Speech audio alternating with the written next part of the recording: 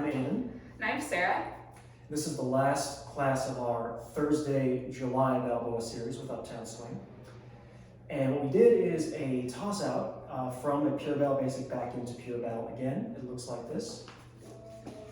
1, 2, 3, 4, 5, 6, 7, 8. 1, 2, 3, 5, 6, 7, 8. 1, 2, 3, 5, 6, 7, 8. We'll try it again.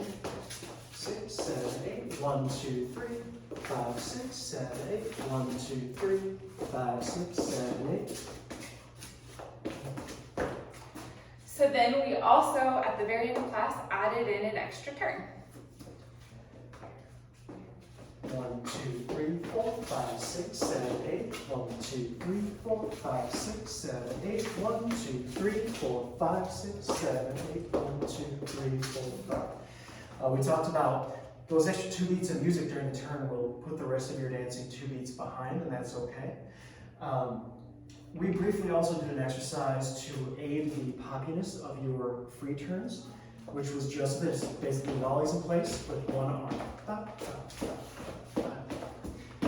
And you can loop that just to kind of play with your frame and your rhythm and your pivoting to try to help those free turns flow nicer.